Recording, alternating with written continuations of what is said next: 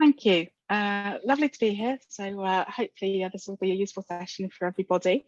One of the challenges that I found in security working in the charity sector is around where do you get started, and hopefully this is going to provide a bit of that answer. Right. Hopefully that's going to move. There we go. For those of you who don't know me, I've got a background working in local government, NHS and charity sector, leading those information security programs, and so very much the hands-on experience. And it's only recently that I've moved to the other side and on consultancy, and now working with charities and other organisations to help them build that customer trust and protect their organisations.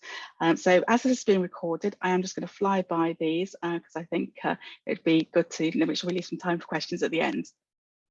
So I'm going to go very quickly through the challenge. I'll talk about the approaches you can look at in terms of selecting a framework and its key factors. And then at the end, I'll just touch very briefly on the control life cycle because choosing a framework is just the start. Okay, so some of you on the call may already be familiar with the information security risk management process. And it's really based on, it started with, I think, ISO 27005, and you've then got the 31000, which covers enterprise-wide risk management. And this very much aligns with that. So one of the key things is making sure that your risk management process, however you're going to handle it, is aligned with your charity organisation. Now, small charities, this might actually just happen in your head and not have anything formally there, but you're going through the mental steps. Larger charities will have a very sort of formalised framework that's been signed off probably by audit and risk committees. So there's a huge variety in the way we actually manage risk, but fundamentally, we're kind of still working through a core process. So in terms of where we start, again, when I had 20 odd years in IT and stuff before, and retail, whatnot. And when I moved into information security, I was like, oh my God, where do I start? And having experience as a project manager, I was used to a framework. And so I started looking at the frameworks for security. And the first one that popped up back then, as it's like 10 years ago, was ISO 27001, which I thought, yeah, great, it's sort of taking me through the things that should be in place. However, what it didn't do, at least initially for me, was really help me understand how to properly work with the organisation. I know it's there in the writing, but it's one thing having it in the writing, it's another thing in the doing. So I really want to emphasise about the importance of engaging with your key stakeholders, whether it's your trustees, your exec, if you're big organisations, if you're a small organisation, being really clear about what matters to you. And we'll come on to this in just a moment. So you don't actually start with this risk management process. You start with a conversation with those key stakeholders. It's important to understand what's the risk appetite in your charity. Some charities are very risk averse. Maybe those that deal with healthcare data, are going to be more risk averse than those that perhaps have nothing that's sort of particularly sensitive. And it will vary even within that. So understanding that for your charity is really important. How important is your brand reputation to your fundraising income? Those sorts of decisions will vary across the piece. And so you need to have those conversations to understand what is the situation in your charity. And then once you've got that, it's, well, how much can you veer outside of that? Do you need to go and get permissions, or is it okay? And you just need that really core understanding, because that then informs all your decisions, from selecting your control framework, selecting controls, and then actually deciding what to do about how you mitigate risks. Okay, so the context piece then that was at the start. There's kind of lots of things that can go into this, and I've just sort of pulled out some of the central ones as I see them. And the first one is understanding your organisation. What do you do? Where do you do it? Who does it? Things about the size and the geography, that can have a huge impact, whether you're an international charity or one with a very local aspect, because this will inform some of the regulations and things that you also have to abide by. And obviously the size of your charity is going to make a huge difference as to how easy it is to roll change out and actually deliver a framework into that charity. The type of data you deal with, I've already kind of mentioned, that's obviously going to have a huge difference as to how you manage and your risk and your appetite already. Then what applications have you got out there? Do you do everything in the cloud with only a handful? Or do you actually have your own data center and you're doing lots of things on premise still? Maybe you've got a mix between the two. Do you have hundreds of applications that you've got to secure, or actually is it just a handful? So understanding all of that feeds into this, as does the data protection side if you think about the geographic residency when we come to your legal obligations. And there's not just the legal obligations around, say, your Data Protection Act and other things depending on which sector you work in. There'll be all the different regulatory requirements. So healthcare, for example, have requirements around the NHS Data Security Protection Toolkit, and then you've got like the Care Quality Commission in England. Then say a lot of the charities who are doing fundraising are going to also need to comply, if they do it online, with the Gambling Commission Remote Technical Security Standard. So there's lots of things in here that you have to do whether you kind of like it or not. And I say that with a little caveat, in that it's the same as health and safety. You should be doing it, but organisations, depending on the risk tolerance, may or may not decide to comply or not. So it depends on your organisation very much. The other key thing I think for charities as well in the obligations is where you've actually secured external funding for a grant. Sometimes they will have very strict requirements on what you need to do.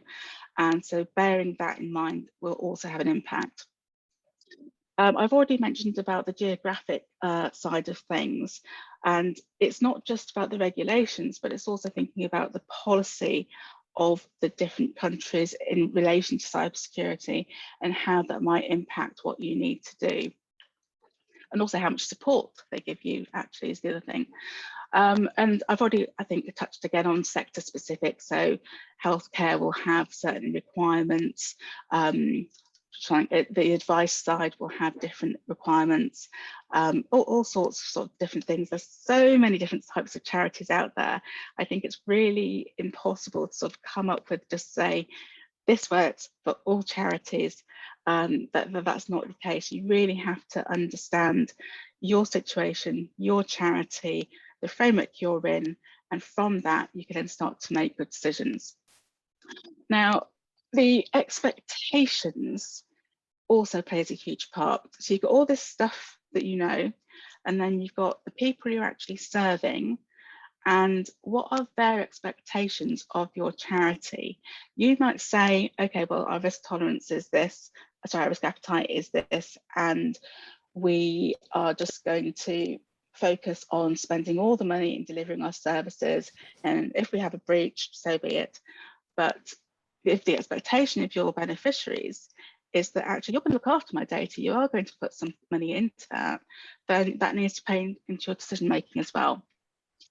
So that's basically what this slide's about. Just it's that risk benefit around the context side and the risk appetite. Again, something very important to charities is that brand reputation, because without that, it's very hard to secure your fundraising income, and that can take a hit if you don't have good security there. Okay, so I just move that out of the way. So just one moment, I clicked on the chat thing, sorry, there we go. Okay, so we know we need to do something. We know, the parameters we've got to work within, and there's a whole bunch of frameworks. This is just a selection of them. So, where do we start with that? How do you pick them? And you might think, okay, I've now picked one. I'm on a really clear path ahead. And then you look up and it's like, the more you delve into it, it's the bigger it gets. And certainly for bigger organizations, what seems simple for small organizations can actually be very challenging, and vice versa. So it isn't all straightforward. some of the key things you need in place to be able to sort of manage this is the information security management system. Whether you call it that because you're from the ISO side, or whether you call it something else, fundamentally it's just the structures that you have in place to secure information.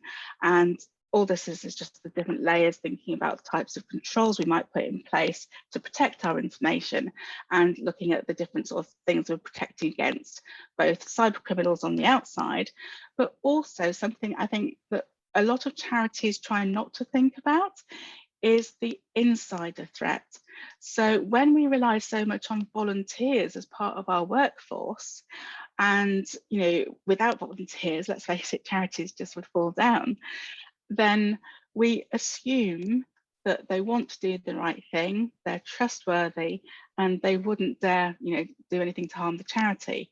Unfortunately, that's not the case, as we know from fraud, which is, if you look at the charity fraud website, you'll see some shocking stats around how people will actually go and deliberately defraud charities. So it is a threat to think about. I don't like to, but it is there.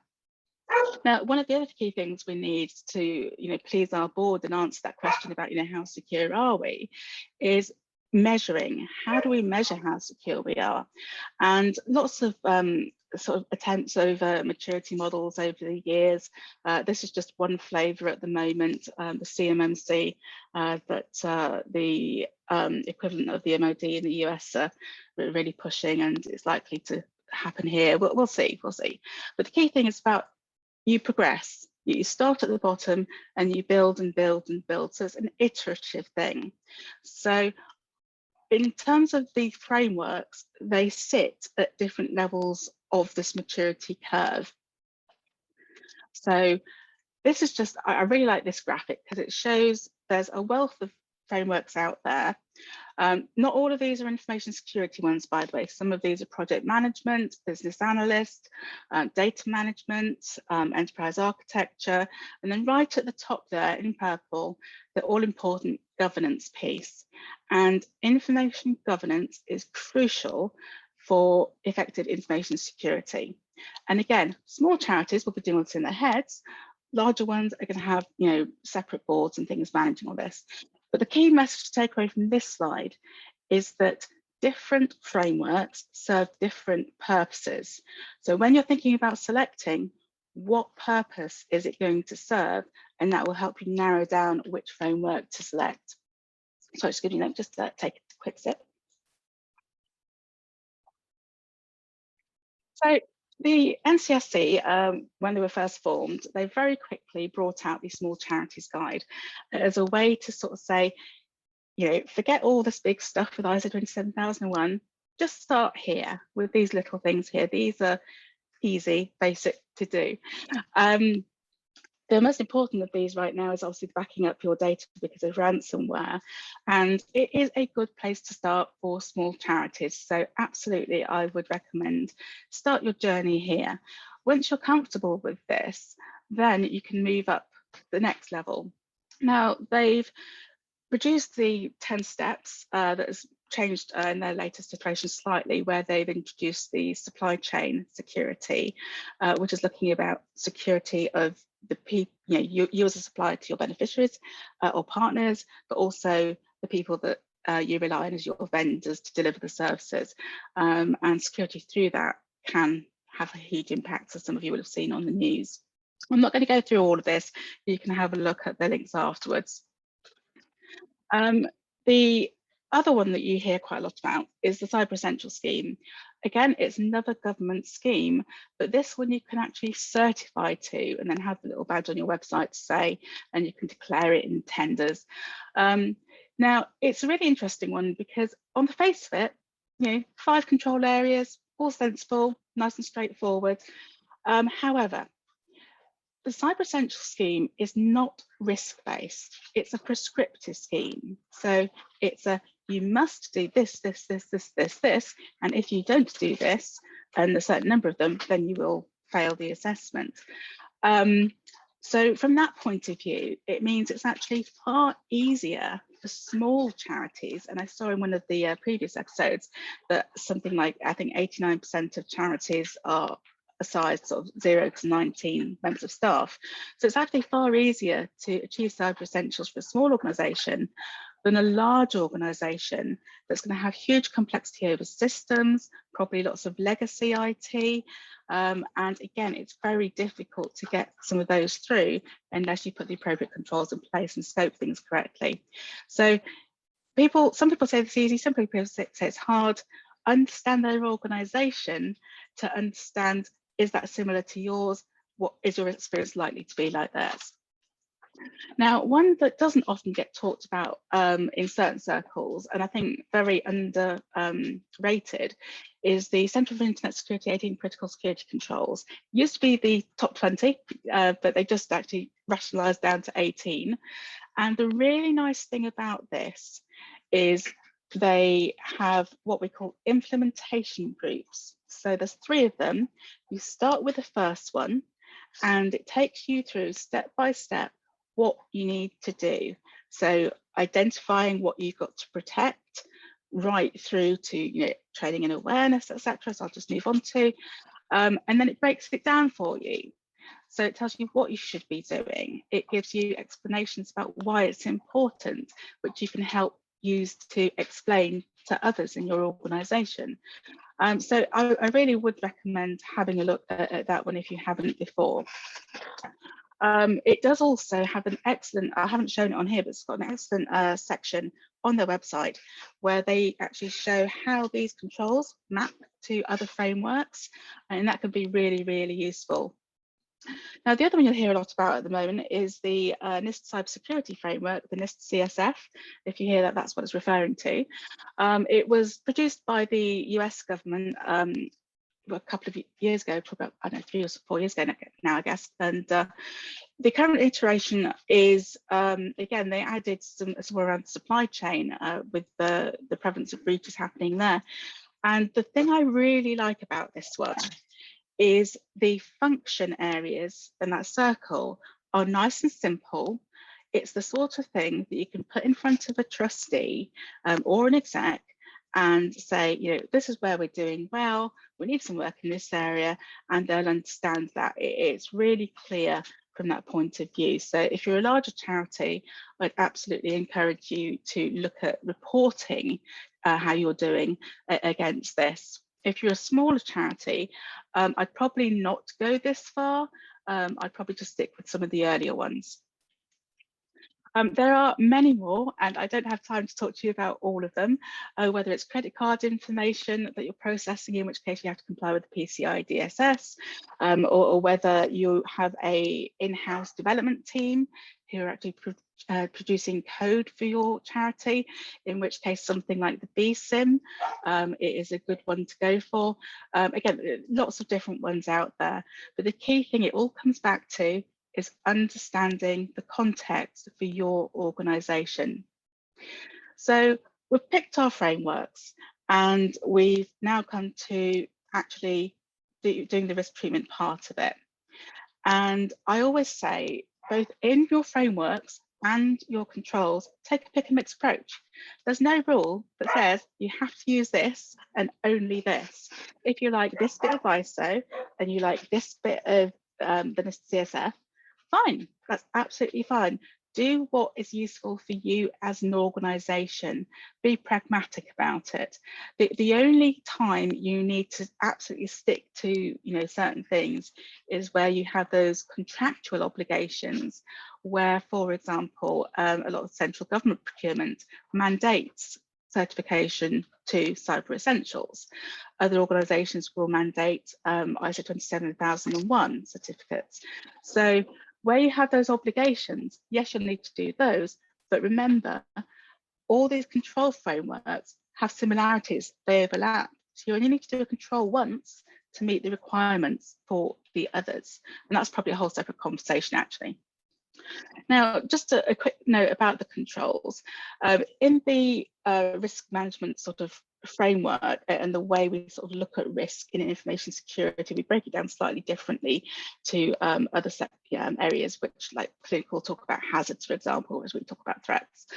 But the key thing with the controls in the blue boxes is we can put controls in different places to effectively reduce that risk in different ways.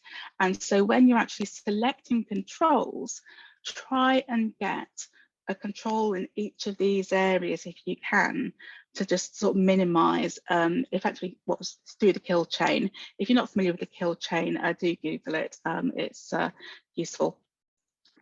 Okay, and then having selected our framework, selected our controls, all good, right? Not yet. We actually need to properly design them and implement them and test, are they working? One of the issues, and for those of you involved in getting services from other organisations, I just came across this recently with a client that the SOC 2, which is a set of controls that was originally around the finance side of things in the US. But a lot of organisations will say, oh, we've got our SOC 2 report, here you go, it's fine. And there's two types. There's a type 1 and a type 2. Now the type 1, it effectively covers the design part. It says, this is what we said we're going to do, and this is how we're going to do it. Great. It doesn't tell you, is it working? That's the type 2. So if you're actually looking at the sort of quality of your potential vendor, you really want that type 2 report to see, are they actually doing what they said they were going to do? But when you think about it for your own organisation, you know, that testing can be really simple if you're a small organisation. Just simply, you know, clear desk policy, for example. Quick look round, you know, if you still are in an office. If you're not, then obviously you have to think about something else and what controls you can put in place. But the key thing is that it goes round, it's continual.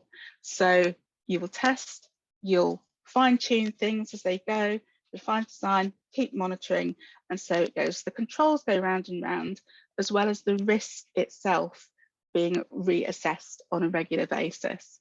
And that is basically the sort of key thing to get us to accepting the residual risks for the business. So hopefully, if we've selected our frameworks, implemented our controls, and we're very clear about that decision making as well and that communication with stakeholders, and that's the other thing I just actually mentioned. If you're a larger organisation, you should not be making risk decisions yourself. You should be having conversations with all the relevant stakeholders because they will have different perspectives on the same problem. If you're a small charity, it's only a handful of you, you might just want to sort of, for those of you familiar with the Belbin thinking hats, kind of the equivalent of that for security, sort of taking off one hat and thinking about it from this angle for privacy, this angle for security, this angle from a finance point of view, etc., and just switch those hats and think about it from the different perspectives, because that will give you a more robust risk assessment. But that's actually a whole separate workshop, so I won't go into that.